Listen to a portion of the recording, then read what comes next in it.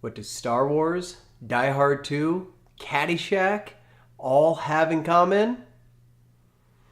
Sewer shark.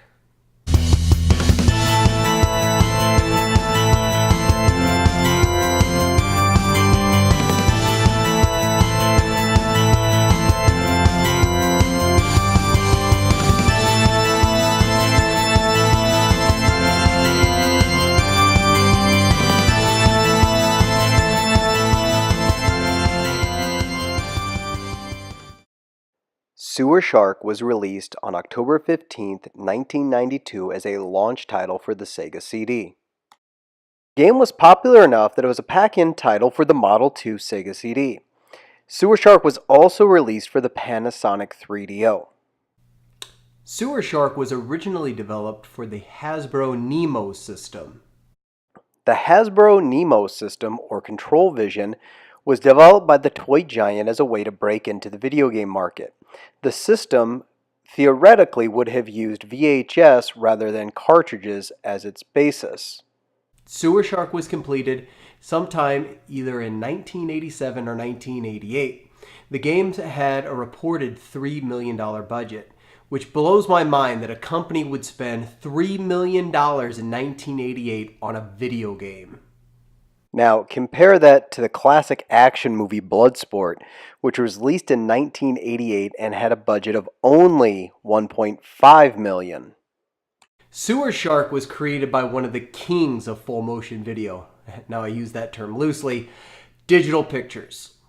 Digital Pictures, especially co-founder Tom Zito, was one of the driving forces behind full motion video as a gaming medium. The game was directed by John Dykstra. Now he is a very big deal. Go ahead, take a second, Google him. I'll wait. See what I mean? Big deal. Dykstra worked on special effects for movies such as Star Trek the Motion Picture, Caddyshack, Sam Raimi's Spider-Man, and of course, the small independent picture known as Star Wars. Dykstra has 2 Oscars to his name for his work in special effects, but he's only directed one film. Well, game, and that's right, it's Sewer Shark. The main star of the game is David Underwood, who plays your co-pilot, Ghost. The main antagonist of the game is your boss, Commissioner Stenchler. Stenchler is played by Robert Costanzo, who is very recognizable. As of this recording, he has 276 credits to his IMDb page. He's been in Total Recall, Saturday Night Fever, Die Hard 2, just to name a few. Anybody who grew up in the 90s and watched Friends would recognize him as Joey's dad. Rounding out the cast is Carrie Payton, who plays Ghost's love interest and fellow sewer jockey, Falco. Sewer Shark feels like a time capsule of gaming from the late 80s, early 90s. The gameplay relies on the player to be able to multitask. It's basically an arcade-style shooter in which points do matter. The player will have to listen to piloting instructions throughout the game to make the proper jumps. These instructions are given in groups of 3 based on the use of clock lingo.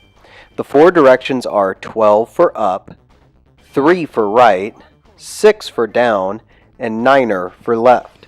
While listening for and remembering which directions to steer, the player has to direct the crosshair in order to kill the sewer vermin.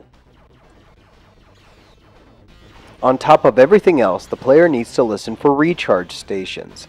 Your ship loses power while traveling the sewers. Power also drops with every shot taken, so you can't simply hold down the fire button the entire game.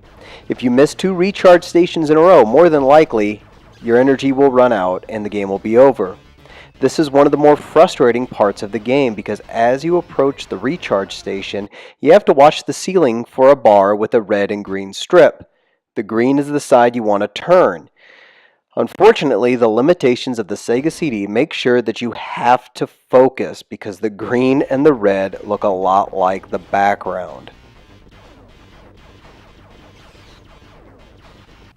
As I stated earlier, Sewer Shark requires the player to get a certain level of points. These point totals get the player past 2 different checkpoints. The very first checkpoint early in the game requires the player to get somewhere between 20 and 30,000 points. Reaching this total or failing to reach this total will prompt one of 2 cutscenes. Here is the first positive cutscene. Come in, Falco. Oh, Falco's in Sector 19. That's a real dangerous kind of place. That's why I made it one of those, prohibition, Prohibited access discretionary control zones. what she said. In other words, stay out of Sector 19. Get off my ship-to-ship channel, Stenchler. You're polluting the airwaves. I'm talking to dog feet there. Nice shooting. No kidding. You're a real, Continue!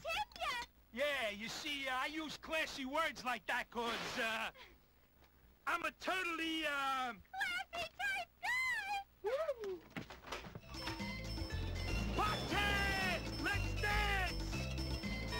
That's human trash compactors in Solar City, and we're not. You gotta take us all the way, kid. Your new call sign is Rat Breath. The second checkpoint happens about the halfway point and requires the player to get between 120 and 130,000 points. That's what got Falco. I'm back! Look at me, I'm a surf god! Don't listen to that human oil slick, kid. Oh, nasty business about Falco, eh?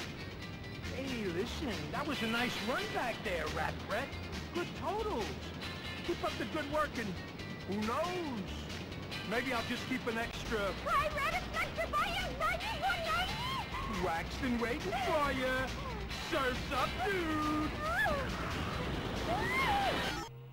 Okay. Sewer Shark takes place at some point in the near future in which radiation seems to have infiltrated the sewers and created a vast array of mutant creatures. The game doesn't really state if this is post-apocalyptical future or just your regular run-of-the-mill dystopia, but the universe has hotshot pilots going from, instead of the Air Force, they are now in the sewers flying ships called Sewer Sharks. These ships are equipped with weapons to kill off the vermin within the sewers. The player is dropped into this world without much explanation, other than this short clip. First time, huh, rookie? Hey, listen, I hear they're putting you in with Ghost today. Now that's my main man. Greatest co-pilot to ever shoot the tubes. Give him your best stuff, and he'll keep you flying. Maybe all the way to Solar City, huh? Pilot Falco to launch Phase 7. Falco to launch Phase 7. Shoot time. I'm Falco. You'll be hearing from me.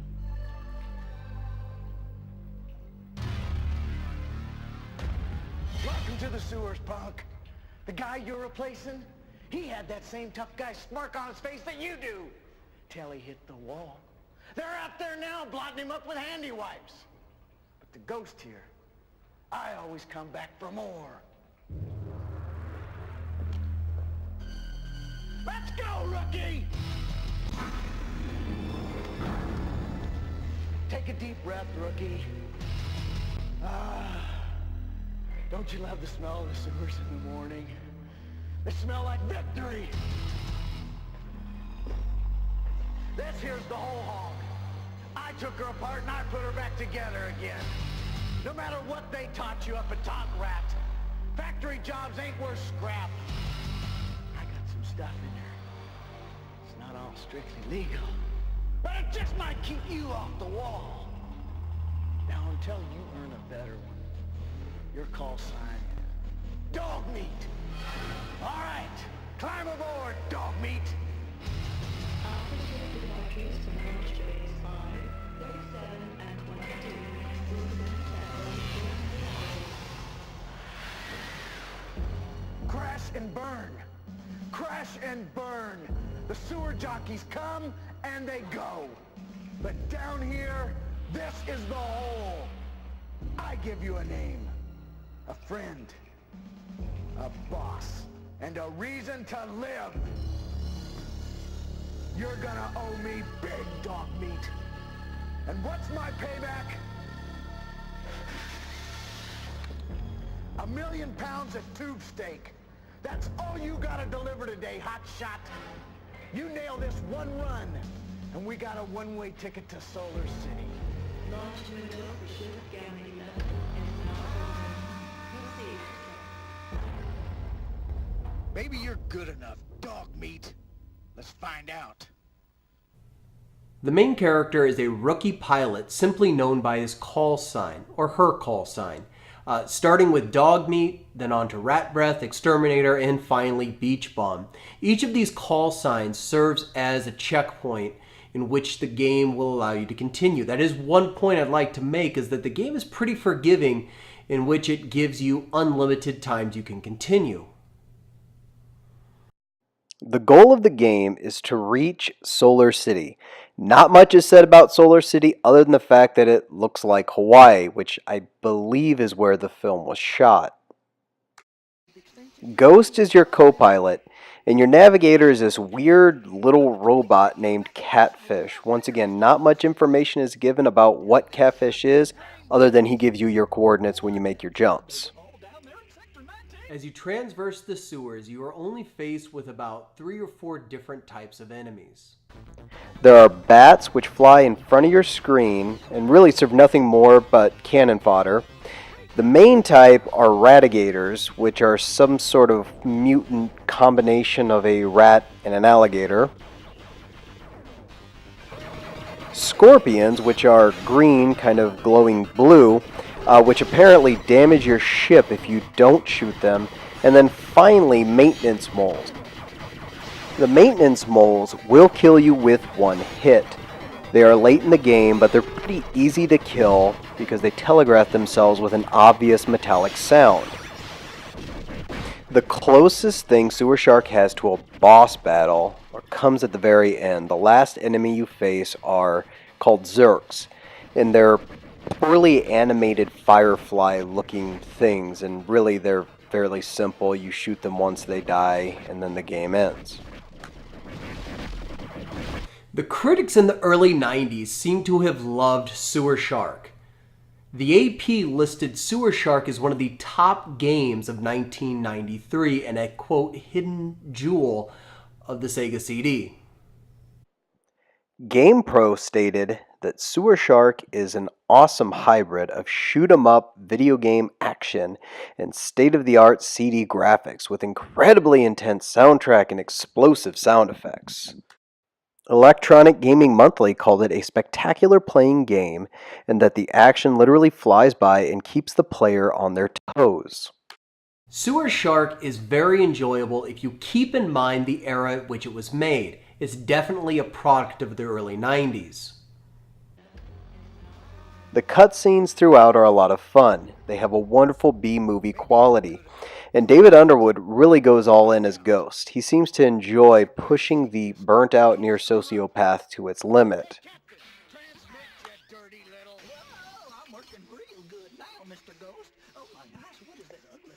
The graphics are what they are.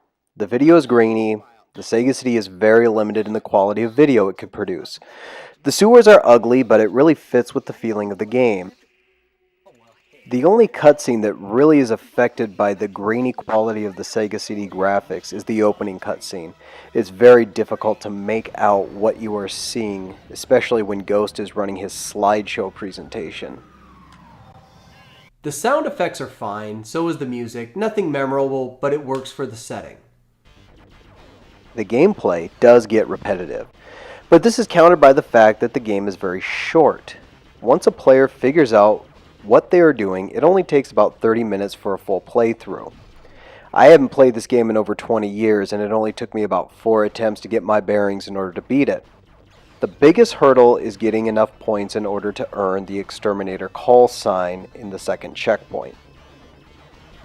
My biggest complaint is that you can't skip the cutscenes.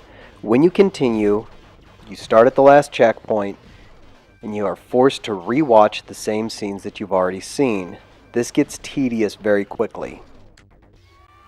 Overall, I really enjoy Sewer Shark for being a fun little campy game and a nice window into the full motion video library of the early 90s. And as always, thanks for watching. Gee, you're cute!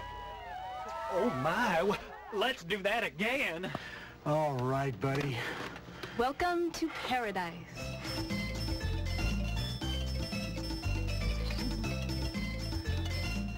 Where's Stensler?